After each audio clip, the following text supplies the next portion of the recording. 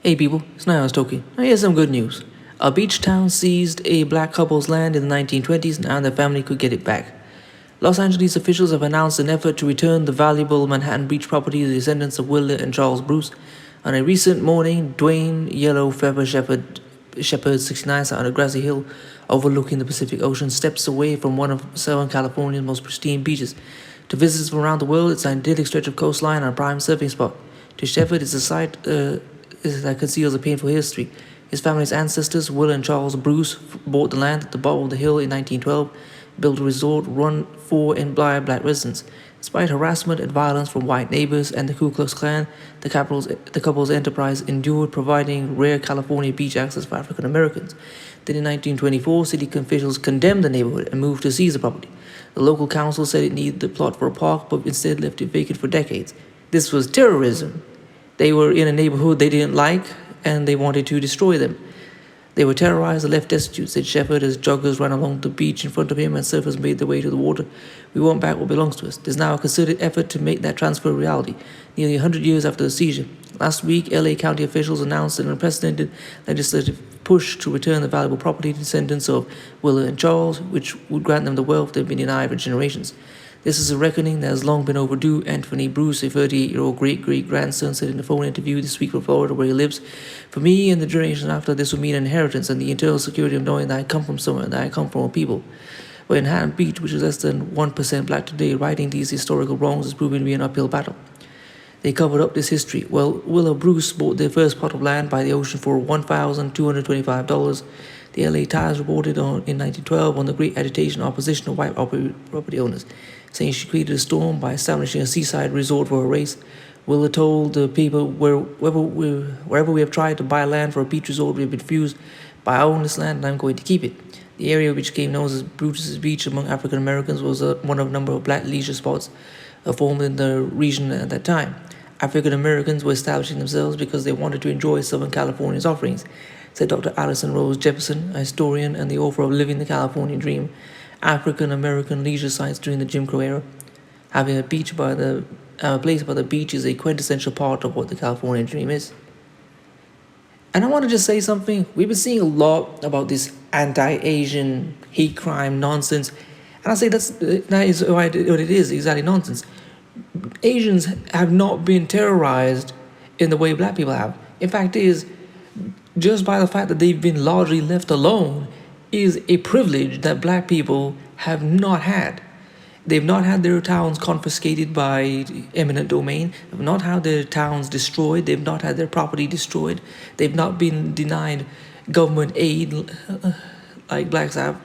They've had it pretty easy compared to blacks. So I don't know what the hell they're complaining about. But let's get on with the rest of the story. But hate crimes and threats escalated against the Bruces. The KKK started a fire under the main deck, and black visitors were forced to walk half a mile to reach the beach due to roadblocks set up at the adjacent property of George Peck, a wealthy landowner and developer, according to LA Times. In 1924, the city, which by then was called Manhattan Beach, condemned the Bruces' land and other adjacent homes owned by black residents using eminent domains with the stated goal of building a park. After years of litigation, the Bruces, who had sold $120,000, were given $14,000. And while a judge said they had the right to move back to Manhattan Beach, they couldn't afford anything after they had lost their wealth and feared the KKK if they returned, said Shepherd. They were poor and totally devastated, said Shepherd, noting that they moved to the east side of LA and spent the rest of their lives working as cooks in other people's diners. Willa died 5 years later. Learning that a hate crime was committed against my family, it was jarring, said Anthony Bruce, recalling his first visit to this site of stolen land in the 80s when he was 5. It felt personal, like it was an attack against me. Today, the Bruce's property is worth millions. Anthony's grandfather, Bernard Bruce, the grandson of Willa and Charles, grew up distraught about this history. He was obsessed about it because he knew how much it was worth. He was trying to get that land back for almost his entire life. Bernard made progress in 2006 with help from the city's first black councilman. Officials renamed this nearby park Bruce's Beach and put up a plaque honoring Willa and Charles. But the plaque excludes any mention of the KKK and harassment and presents George Peck, considered a co-founder of Manhattan Beach, as a benevolent neighbor who made it possible for the Bruces to run a beach for black residents. George Peck was not the white savior of the black people to allow this community to begin, said Jefferson. It misrepresents what happened. No. Stop using the words like misrepresents. Misrepresents means like you got confused. That's an outright lie. And this is also another thing I would say. This is why black politicians, generally speaking, don't help. I mean, if this is all they could get, a plaque rather than the land, I mean, who cares about a plaque? That's not worth any money. It's like when they renamed streets Black Lives Matter Boulevard or whatever. Standing by the plaque, Shepard said it doesn't belong here with those lies on it. He noted that Bruce's should be considered founders of Manhattan Beach just as much as Peck added Manhattan Beach covered up this history for 80 years. This was by design. The uprising after the killing of George Floyd last year gave the Bruces and their supporters new momentum. But the progress is coming too late for Bernard, who died of COVID-19 in January at age 86. So many generations were wronged. The park, now known as Bruce's Beach, is located on a hill just above the land that once housed the family's resort.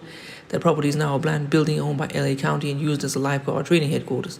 Last Friday, LA and state legislators stood outside it to unveil a new state bill that will remove restrictions on the property and allow the county to return it to the Bruces. I was born and raised in Los Angeles, and I'm embarrassed, to be honest. Did not know this history until last year. Janice Harm, the LA County supervisor leading the legislative effort, told the Guardian, I grew up learning to swim in the ocean a few blocks from what was Bruce's Beach. So when I finally heard this story, I felt there was nothing else I could do but figure out how to return this property. One possible plan is to give the ownership of the property back to the family, who can then lease it back to the county, said Shepard, who is a cousin of the direct descendants. The impact of the loss of generational wealth is difficult to calculate, but Shepard said the majority of Bruces today live under the poverty line, noting a great-grandson who can't afford to own a car and still walks to work. It hits them very hard. There are student loans they could have paid off. There are mortgages they might not even have had. They could have been multi-millionaires. And this is for all these people who want to tell black people, just pull yourself up by the bootstraps. This has happened many, many, many times. It's just never been reported. When black people have worked hard, bought houses, bought land, and built businesses, they were destroyed, they were ran off, or all of it was stolen. And then other people, white people, will come in, get rich off of them, and then lecture people, black people, that if they just worked hard, they could have it. It's disgusting. All of these generations have been wrong, said Anthony. This will affect my children and their children's children. All I want them to know is they can receive justice from their government. If successful, Han said she hoped to be a model for returning land, including for Japanese Americans whose property was taken during the Second World War, and Native Americans. Oh, here we go, trying to take black people's efforts for justice and make it about everybody. Black people have their own specific needs for justice. No more all lives matter. There are thousands of black families who have suffered like the Bruces, Jefferson noting, including farmers pushed off the land and homeowners whose neighbors were seized for freeways. This is just the tip of the iceberg, said Shepard, who is also indigenous and a chief of the Pocosat Wampanoag tribe of the Poconoket Nation. Black people are still unwelcome. While LA County and state leaders are pushing ahead, not all in the region have been supported. Last week, the Manhattan Beach City Council, the same entity that took their land a century ago, voted to oppose a symbolic proclamation to apologize to Bruce's, citing concerns it would make the city liable for future lawsuits.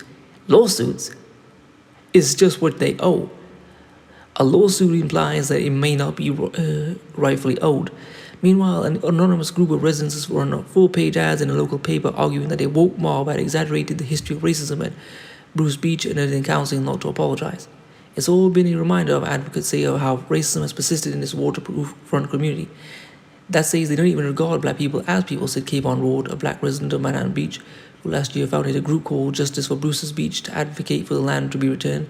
She said she experienced racism since moving to the city 4 years ago, including being asked by a white resident which family she was nannying for. I've heard so many stories of black people who grew up here and are still scarred. They say they will never step foot again here because they feel they're not welcome, especially the closer you get to the water.